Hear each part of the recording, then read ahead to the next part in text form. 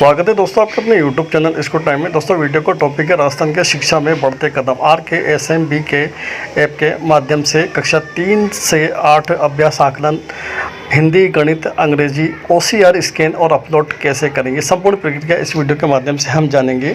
इससे पहले हमने ऐप से रिलेटेड पिछला वीडियो जारी किया था जिसमें इस ऐप को किस तरीके से काम में लेना है सभी शिक्षकों के लिए ये बहुत ही महत्वपूर्ण जानकारी है। अगर आपने ना देखी हो तो वो वीडियो ज़रूर देख लें। अक्टूबर 10 से 18 तक ये अभ्यास फेज चल रहा है। उसके बाद में मुख्य आकलन होंगे नवंबर माह के अंदर। यहाँ पर सबसे पहले विषय अध्यापक मैपिंग कर लेनी है, उसके बाद में अभ्यास आकलन करना है और ऐप पर डाटा एंट्री का अभ्यास करना है। नवंबर माह के अंदर जो मुख्य आकलन होगा उसके लिए हम पहले से ही तैयार रहें और निपुण हो जाएं। शिक्षकों को विद्यार्थी की OCR आंसर शीट जो होगी उसको ऐप के माध्यम से स्कैन करके अपलोड करना होगा। ये विद्यार्थियों के नाम के साथ में क्लिक करने से उसका जो ऑप्शन खुलेगा फ़ोटो अपलोड करने का, वहाँ पर इस तरह से आपको स्कैन करके फ़ोटो लेकर के उसको अपलोड करना होगा। कक्षा 3 से 5 के लिए सिर्फ एक ही OCR और क्वेश्चन पेपर सिर्फ एक ही होगा। उसी में 15 क्वेश्चन होंगे और उसी में सेलेक्ट करते हुए आंसर को सेलेक्ट करना होगा और इसी को अध्यापक के द्वारा, शिक्षक के द्वारा स्कैन करके अपलोड करना है। इसी तरह कक्षा 6 से 8 के लिए अलग से OCR होगी।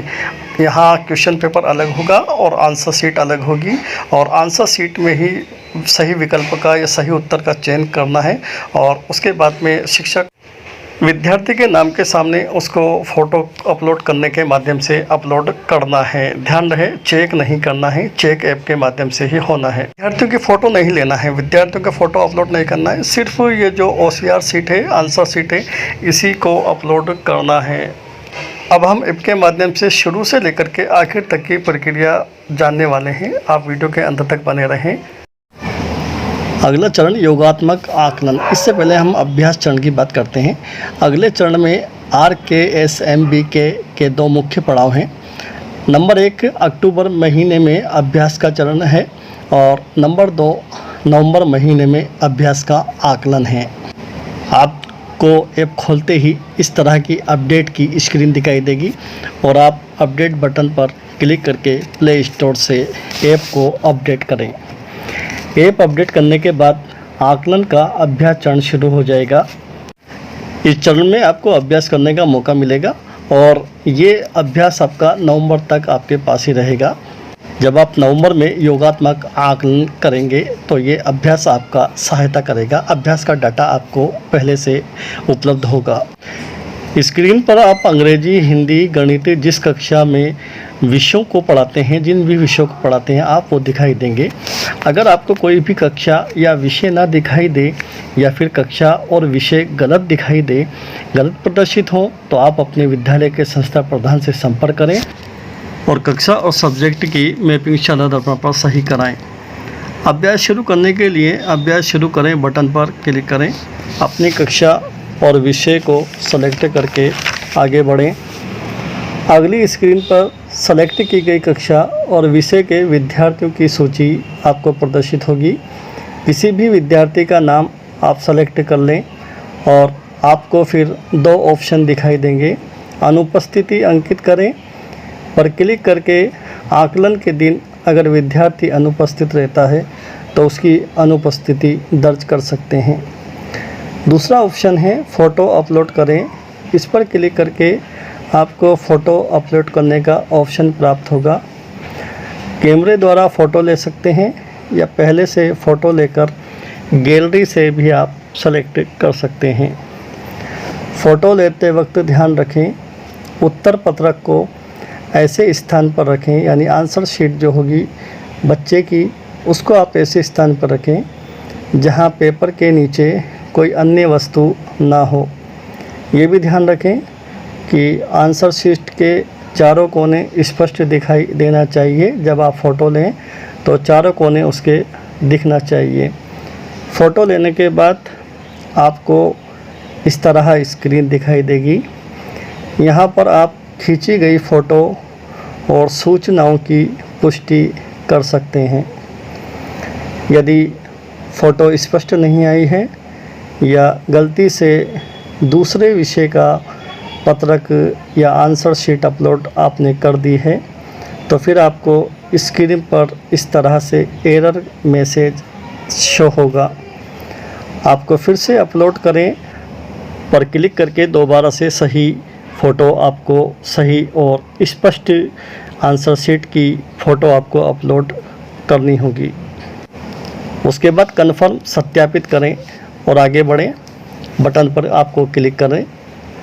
इस तरह आप अपनी आंसर शीट का फ़ोटो सफलतापूर्वक सबमिट कर सकते हैं, अपलोड कर सकते हैं। किसी भी विद्यार्थी की आंसर शीट सफलतापूर्वक सबमिट करने के बाद उस विद्यार्थी का नाम सफलतापूर्वक पूरा टैब में दिखाई देने लगेगा। इसी तरह आपको एक एक करके सभी विद्यार्थियों की आंसर शीट यानी उत्तर पत्रक जो होगा वो आपको अपलोड करना होगा, ऐप पर सबमिट करना होगा विद्यार्थी की डिटेल के अनुसार।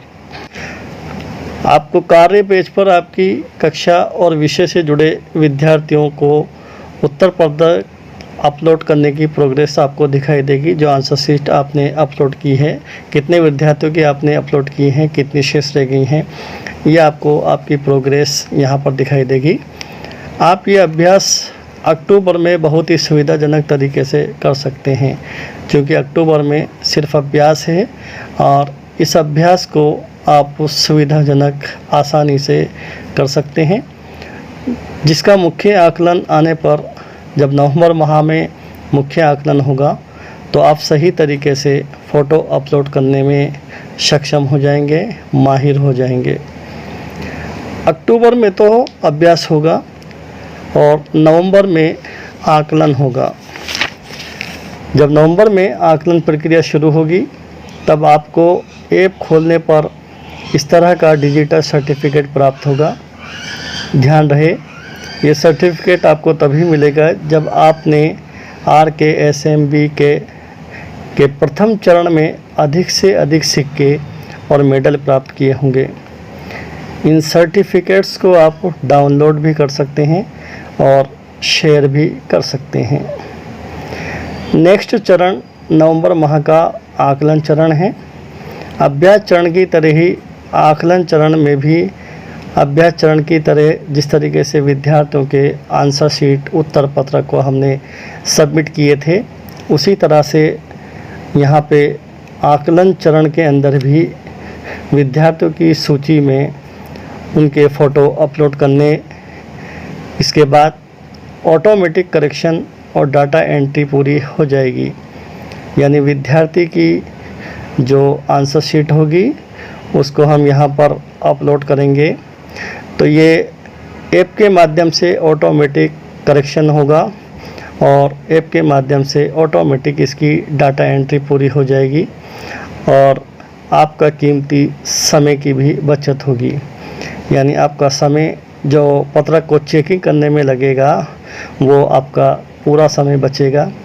जैसा कि आप स्क्रीन पर देख सकते हैं, ऐप द्वारा आंसर शीट को चेक किया जाएगा और ये जो हरे डिब्बे ये सही आंसर होंगे और लाल डिब्बे गलत आंसर प्रदर्शित करेंगे। तो दोस्तों, इस तरह आप RKSMB के ऐप के माध्यम से अपना अभ्यास और आकलन करते हुए करेक्शन और डाटा एंट्री का कार्य अच्छी तरह से आप कर पाएंगे। और जब अगला चरण होगा, यानी जब द्वितीय आकलन होगा और द्वितीय अभ्यास होगा, तब आपको ये जो प्रथम आकलन और प्रथम चरण का आपने कंप्लीट किया है डाटा एंट्री, ये इसी डाटा के आधार पे आपको अपनी कक्षा में शिक्षण प्रक्रिया से जुड़ी जानकारी आपको ऑटोमेटिक प्राप्त हो जाएगी।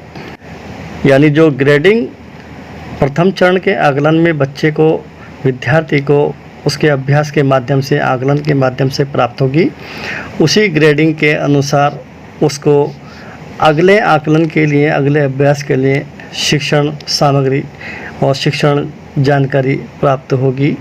ये आपको ऑटोमेटिक ऐप के माध्यम से प्राप्त हो जाएगी। दोस्तों, वीडियो के माध्यम से हमने आकलन के चरण की पूरी जानकारी और पूरी प्रक्रिया आपके सामने स्पष्ट की है। उम्मीद है आपको वीडियो पसंद आया होगा।